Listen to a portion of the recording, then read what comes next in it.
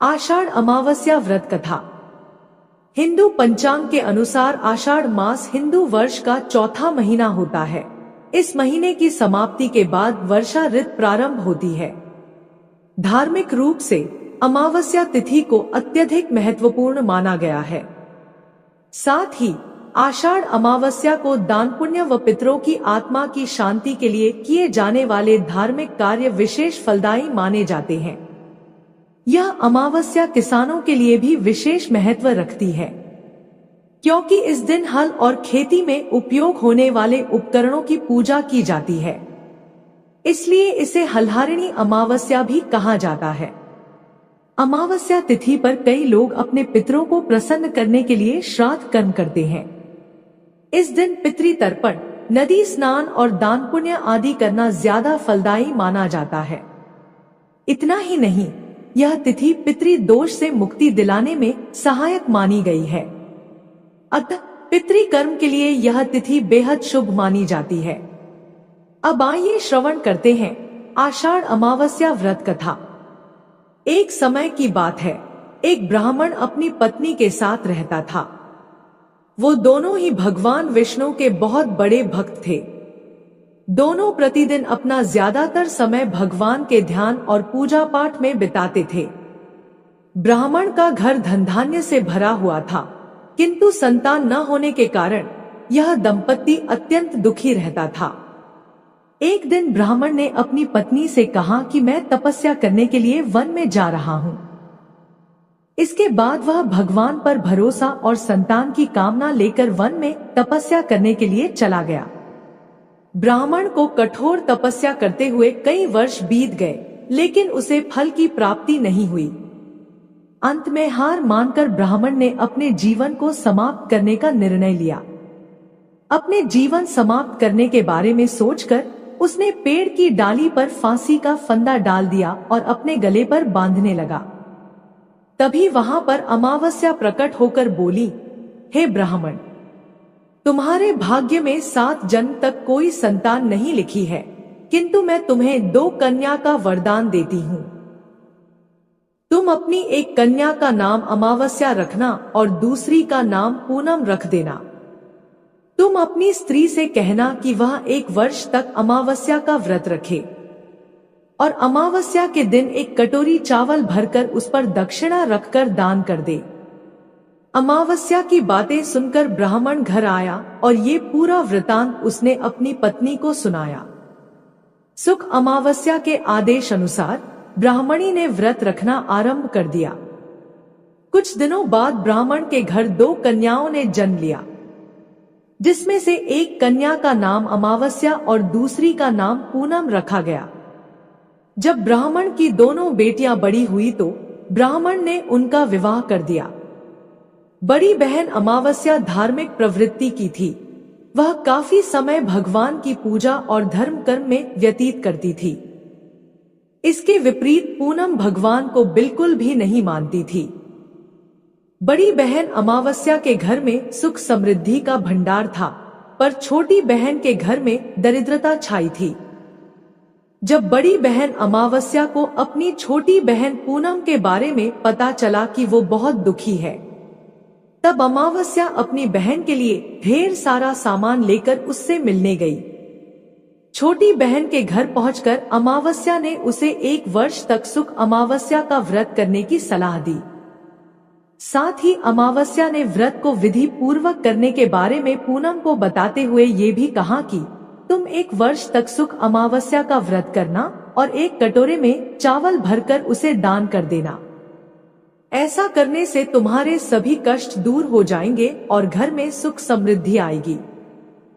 पूनम ने अपनी बहन की बात को मानते हुए बिल्कुल ऐसा ही किया, जिसके बाद 1 साल के भीतर पूनम का घर धन धान्य से भर गया और उसके घर एक बेटे ने जन्म लिया। इस प्रकार जो भी विधि पूर्वक सुख अमावस्या का व्रत करता है, उसके घर में सुख समृद्धि आती है। आषाढ़ अमावस्या की दूसरी कथा। एक राज्य में एक राजा और एक रानी रहते थे, जिनकी 4 संतानें थीं, 2 लड़के और 2 लड़कियां। एक लड़की का नाम पूर्णिमा और दूसरी का नाम अमावस्या था। पूर्णिमा घर के कामों में निपुण थी और घर का पूरा काम करती थी। वह भगवान की अर्चना भी करती थी और गौ माता की सेवा भी करती थी। दूसरी बहन अमावस्या न तो घर का कोई काम करती थी, न ही भगवान की पूजा अर्चना और न ही गौ माता की सेवा। पूर्णिमा सर्वगुण संपन्न थी, फिर भी राजा और रानी अपने दोनों बेटों तथा पुत्री अमावस्या को ही प्यार करते थे और पूर्णिमा से भेदभाव करते थे। राजा के चारों पुत्रों और पुत्री धीरे धीरे बड़े हो रहे थे। जब वे बड़े हो गए तो राजा ने अपने दोनों पुत्रों का विवाह योग्य कन्याओं के साथ करा दिया। इसके बाद रानी ने राजा से कहा कि अब दोनों पुत्रियां विवाह योग्य हो गई है और इन दोनों का विवाह भी करा दो। लेकिन अमावस्या का विवाह किसी बड़े खानदान में और पूर्णिमा का विवाह किसी गरीब परिवार में कराना, क्योंकि पूर्णिमा को केवल भगवान की पूजा और गाय की सेवा पसंद है। रानी ने राजा को दोनों पुत्रियों का रिश्ता तय करने के लिए भेज दिया। राजा ने अपने पड़ोसी राज्य में जाकर वहां के राजा के पुत्र से अमावस्या का रिश्ता तय कर दिया और पास के गांव में जाकर एक गरीब परिवार के लड़के से पूर्णिमा का रिश्ता तय कर दिया। यह सारी बात राजा ने अपनी रानी को बताई। रानी सोचने लगी कि अब देखती हूँ भगवान इसकी मदद कैसे करते हैं। पूर्णिमा पूजा पाठ में मग्न रहती है। पूर्णिमा का भाई और भाभी उसे बहुत प्यार करते हैं क्योंकि वह उनके घर के कामों में मदद करती है। दूसरी ओर अमावस्या उन पर रोक जमाती है और कोई कार्य नहीं करती। कुछ समय बाद दोनों पुत्रियों का विवाह हो जाता है। राजा और रानी विवाह के बाद अपनी दोनों पुत्रियों को विदा करते हैं। विदाई के समय राजा और रानी अमावस्या को बहुत सारा धन और दौलत देकर विदा करते हैं, जबकि पूर्णिमा को खाली हाथ भेज देते हैं। इसके बाद दोनों बहनें अपने अपने ससुराल चली जाती हैं। कुछ दिन बीत जाते हैं। एक दिन अमावस्या अपने घर पर शिव जी की कथा रखती है, जिसमें वह सभी गांव वालों को निमंत्रण देती है, लेकिन अपनी बहन पूर्णिमा को नहीं बुलाती। गांव की सभी औरतें अमावस्या के घर जाती हैं और पूर्णिमा अपने घर के दरवाजे पर बैठी यह दृश्य देख रही होती है। गुजरती औरतें पूर्णिमा से कहती हैं कि तुम्हारी बहन के यहाँ शिव जी की कथा है, क्या तुम नहीं चलोगी? पूर्णिमा कहती है, मुझे निमंत्रण नहीं मिला है, मैं नहीं जा सकती। औरतें कहती हैं कि भगवान शिव की कथा है, तुम हमारे साथ चलो। गांव की औरतों की बात मानकर पूर्णिमा भी उनके साथ कथा में चली जाती है। जब अमावस्या की नजर पूर्णिमा पर पड़ती है तो वह कहती है, तुम यहाँ कैसे आई? मैंने तो तुम्हें बुलाया नहीं था। खैर, अब आ गई हो तो चुपचाप बैठी रहना।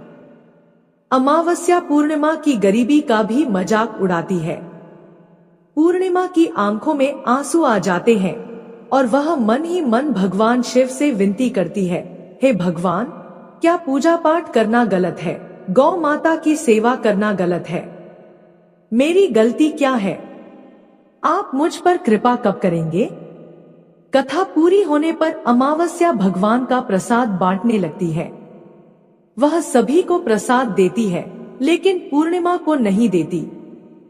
पूर्णिमा बिना प्रसाद के ही घर लौट जाती है। रास्ते में वह सोचती है कि यदि बच्चे उससे प्रसाद मांगेंगे तो वह उन्हें क्या जवाब देगी। उसने सोचा कि वह अपने मायके जाएगी और बच्चों के लिए कुछ लेकर जाएगी। ऐसा सोचते हुए वह घर वापस लौट आती है और अपने पति और बच्चों से कहती है कि वह मायके जा रही है। पति कहता है, ठीक है। कुछ समय बाद पूर्णिमा मायके के लिए रवाना हो जाती है। रास्ते में एक चबूतरा आता है, जिस पर तुलसी का पौधा लगा था और एक बूढ़ी अम्मा बैठी हुई थी, जो कोई और नहीं साक्षात तुलसी माँ थी। बूढ़ी अम्मा पूर्णिमा से कहती है, बिटिया, तुम कौन हो और कहाँ जा रही हो? पूर्णिमा अपना परिचय देती है।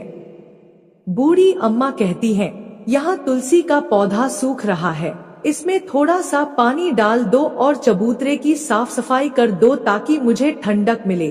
पूर्णिमा कहती है, ठीक है माँ। वह पौधे में पानी डालती है, चबूतरे की सफाई करती है और बूढ़ी अम्मा को नहला देती है। बूढ़ी अम्मा पूर्णिमा से कहती है, अब तुम जाओ और वापस आते समय मुझसे मिलते हुए आना। पूर्णिमा कहती है, ठीक है माँ जी, वापस आते वक्त आपसे मिलते हुए जाऊंगी। कुछ समय आगे चलने के बाद एक शिव मंदिर आया। वहां पर उसे एक बूढ़े बाबा मिले जो मंदिर के बाहर बैठे हुए थे। वह कोई और नहीं, साक्षात भोलेनाथ थे। उन्होंने पूर्णिमा से कहा, तुम कौन हो बेटी और कहां जा रही हो? तब पूर्णिमा ने अपना परिचय दिया। फिर उस बूढ़े बाबा ने पूर्णिमा से कहा, इस चबूतरे और मंदिर की साफ सफाई कर दो। तब पूर्णिमा ने मंदिर और चबूतरे की साफ सफाई कर दी, पूजा अर्चना भी की और बूढ़े बाबा को भी नहला दिया। उसने कहा, बाबा और कोई काम हो तो बताइए। तब बूढ़े बाबा ने कहा, नहीं बेटी, अब तुम जाओ और वापस आते वक्त मुझसे मिलते हुए जाना। पूर्णिमा ने कहा, ठीक है बाबा, वापस आते वक्त आपसे मिलते हुए जाऊंगी। आगे चलते चलते कुछ दूर चलने के बाद पूर्णिमा को एक काली जी का मंदिर दिखा। वहां भी एक बूढ़ी अम्मा चबूतरे पर बैठी हुई थी। उस बूढ़ी औरत ने भी पूर्णिमा से पूछा, बेटी तुम कौन हो, कहां जा रही हो? तब पूर्णिमा ने अपना परिचय दिया। बूढ़ी औरत ने कहा, यहाँ सभी पूजा पाठ करने आते हैं, लेकिन मंदिर की साफ सफाई करने के लिए कोई नहीं आता, इसलिए तुम मंदिर और चबूतरे की साफ सफाई कर दो। पूर्णिमा ने कहा, ठीक है माता जी, और उसने मंदिर और चबूतरे की साफ सफाई कर दी, पूजा पाठ भी की और माता जी का श्रृंगार कर दिया। उसने बूढ़ी अम्मा को भी नहला दिया, उनके पैर दबाए और कहा, माँ जी और कोई काम हो तो बताइए। बूढ़ी अम्मा ने कहा, नहीं बेटी, अब तुम जाओ, लेकिन वापस आते वक्त मुझसे मिलते हुए जाना। पूर्णिमा ने कहा, ठीक है माँ जी, और वह आगे चली गई। आगे चलते चलते एक नदी आई। वहां भी एक बूढ़ी अम्मा बैठी हुई थी। उन्होंने कहा, बेटी तुम कौन हो और कहां से आई हो? पूर्णिमा ने अपना परिचय दिया। बूढ़ी औरत ने कहा, नदी पर स्नान करने तो सब आते हैं, लेकिन यहाँ की साफ सफाई कोई नहीं करता, इसलिए तुम इस किनारे की साफ सफाई कर दो। पूर्णिमा ने कहा, ठीक है माँ जी, और वहां की साफ सफाई कर दी। उसने बूढ़ी अम्मा के पैर दबाए और कहा, माँ जी और कोई काम हो तो बताइए। बूढ़ी औरत ने कहा, कुछ नहीं बेटी, तुम जाओ, लेकिन वापस आते वक्त मुझसे मिलते हुए जाना। फिर पूर्णिमा नाव में बैठकर नदी के दूसरे किनारे पहुंच गई। वहां से वह अपने मायके के घर पहुंची। वहां पूर्णिमा के भाई और भाभी उसे देखकर बहुत खुश हो गए और उसकी बहुत खातिरदारी की। उन्होंने कहा, बच्चों को भी साथ में लेकर आती तो अच्छा होता। कुछ समय बाद पूर्णिमा ने अपने ससुराल लौटने की बात कही। उसकी भाभी ने उसके लिए एक साड़ी दी और बच्चों के लिए कपड़े और खाने पीने की चीजें रख दी। उन्होंने कहा, तुम बहुत दिनों के बाद आई हो, जल्दी वापस आना। इसके बाद पूर्णिमा वहां से अपने ससुराल के लिए रवाना हो गई। वह नदी के किनारे पहुंची, नाव में बैठकर दूसरे किनारे पर उतर गई। वहां उसे वही बूढ़ी अम्मा मिली जो साक्षात गंगा मैया थी। उन्होंने पूर्णिमा को एक थैला दिया और कहा, इसे तुम अपने घर जाकर ही खोलना। अब पूर्णिमा के पास बहुत सारे थैले हो गए थे। उन्हें लेकर पूर्णिमा वहां से रवाना हुई। आगे कुछ दूर चलने पर काली माँ का मंदिर आया। वहां काली माँ बूढ़ी माँ के रूप में विराजमान थी। उन्होंने कहा, आ गई बेटी पूर्णिमा? पूर्णिमा ने कहा, हाँ माँ जी, मैं आ गई। तब काली माँ ने उसे एक थैला दिया और कहा, यह थैला अपने घर जाकर खोलना। अब पूर्णिमा के पास 3 थैले हो गए थे। तीनों थैले लेकर पूर्णिमा आगे बढ़ी। कुछ दूर जाने पर शिव जी का मंदिर आया, जहां बूढ़े बाबा के रूप में शिव जी स्वयं विराजमान थे। बूढ़े बाबा ने कहा, पूर्णिमा तुम वापस आ गई? पूर्णिमा ने कहा, हाँ बाबा, मैं वापस आ गई। बूढ़े बाबा ने भी पूर्णिमा को एक थैला दिया और कहा, यह थैला घर जाकर खोलना। पूर्णिमा ने कहा, ठीक है बाबा। अब उसके पास 4 थैले हो गए थे। पूर्णिमा ने एक पुरानी साड़ी निकाली और उन सभी थैलों को एक गट्ठर में बांध लिया। फिर सर पर रखकर वहां से रवाना हो गई। कुछ दूर जाने के बाद उसे तुलसी माँ बूढ़ी औरत के रूप में मिली। उन्होंने कहा, पूर्णिमा तुम आ गई? पूर्णिमा ने कहा, हाँ माँ जी, मैं आ गई। बूढ़ी औरत ने उसे एक थैला दिया और कहा, यह थैला घर जाकर खोलना। पूर्णिमा ने कहा, ठीक है माँ जी। अब उसके पास 5 थैले हो गए थे। पूर्णिमा वहां से रवाना हुई और अपने घर पहुंची। सबसे पहले उसने मायके का थैला खोला। उसमें बच्चों के लिए अच्छे कपड़े और खाने पीने की चीजें थी, साथ में कुछ गहने भी थे। पूर्णिमा ने कपड़े और खाने पीने की चीजें बच्चों को दे दी। बच्चे यह सब पाकर बहुत खुश हुए। फिर पूर्णिमा ने दूसरा थैला खोला जो उसे गंगा मैया ने दिया था। उसमें ढेर सारे हीरे जवाहरात, सोना चांदी आदि थे। इसके बाद उसने तीसरा थैला खोला जो काली माँ ने दिया था। उसमें बहुत सारा सोना और श्रृंगार का सामान भरा हुआ था। फिर पूर्णिमा ने चौथा थैला खोला जो भगवान शिव ने दिया था। उसमें बहुत सारा धन संपत्ति भरी हुई थी। अंत में पूर्णिमा ने 5वां थैला खोला जो तुलसी माँ ने दिया था। उसमें चावल, दाल और 7 प्रकार की खाने की चीजें थी। अब पूर्णिमा के घर में किसी भी चीज की कमी नहीं थी। उसका घर धन धान्य से भरा हुआ और परिपूर्ण था। अब पूर्णिमा और उसका परिवार सुखमय जीवन व्यतीत करने लगा। अब पूर्णिमा के मन में विचार आया कि क्यों न शिव जी की कथा कराई जाए।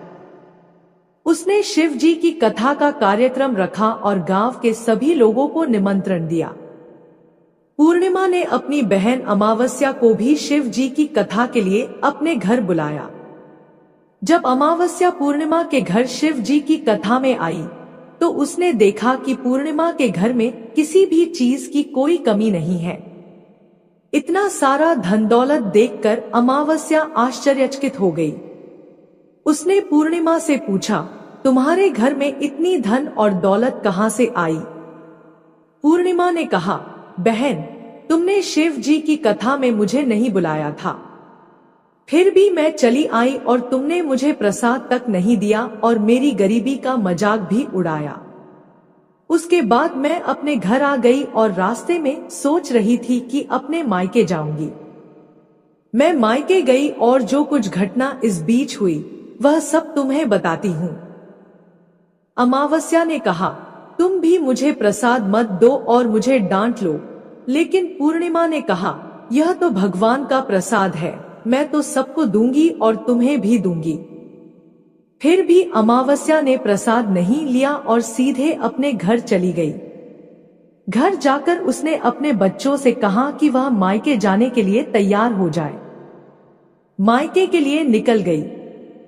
रास्ते में चलते चलते उसे तुलसी माँ मिली जो चबूतरे पर बूढ़ी माँ के रूप में बैठी हुई थी। बूढ़ी माँ ने अमावस्या से पूछा, बेटी, तुम कौन हो और कहाँ जा रही हो? अमावस्या ने अपना परिचय दिया।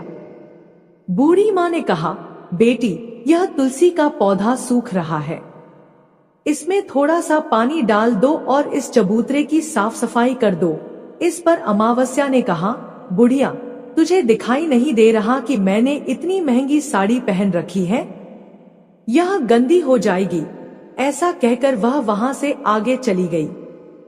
आगे जाने पर उसे भगवान शिव मिले जिन्हें उसने भी ऐसा ही कहा। इसके बाद आगे जाने पर उसे काली माँ मिली जिनसे उसने यही सारी बातें कही। फिर आगे जाने पर उसे गंगा माँ मिली जिनसे उसने यही सब कहा और आगे चली गई। जब वह नाव में बैठने लगी तो उसे नाव में फूलों की जगह कांटे भरे थे जो उसके पैरों में चुभ रहे थे। किनारे पर उतरकर वह अपने मायके चली गई। जब वहां उसकी भाभियों और भाइयों ने उसे देखा तो मन ही मन कहने लगे, काम की ना काज की, 2.5 मन अनाज की। अब आ ही गई हो तो ठीक है। पूर्णिमा तो हमारे कामों में हाथ बंटाती थी, यह कोई काम करेगी तो नहीं। अब उन्होंने खाना बनाया और खा पी कर सभी सो गए। अमावस्या जब सुबह उठी तो अपनी भाभियों से कहा, मैं अपने ससुराल जा रही हूँ। उन्होंने कहा, ठीक है जाओ।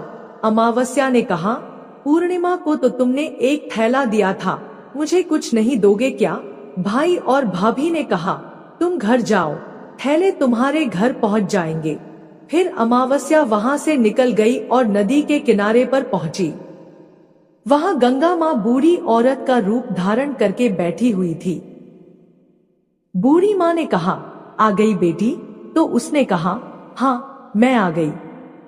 अमावस्या ने कहा, तुमने पूर्णिमा को एक थैला दिया था, मुझे नहीं दोगी क्या? बूढ़ी अम्मा ने कहा, तुम घर जाओ, थैले तुम्हारे घर पहुंच जाएंगे। इसके बाद आगे जाने पर उसे काली माँ मिली, जिन्होंने भी अमावस्या को यही कहा।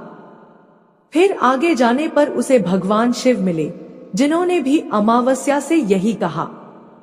अंत में आगे जाने पर उसे तुलसी माँ मिली, जिन्होंने भी अमावस्या से यही कहा, तुम घर जाओ, थैले तुम्हारे घर पहुंच जाएंगे।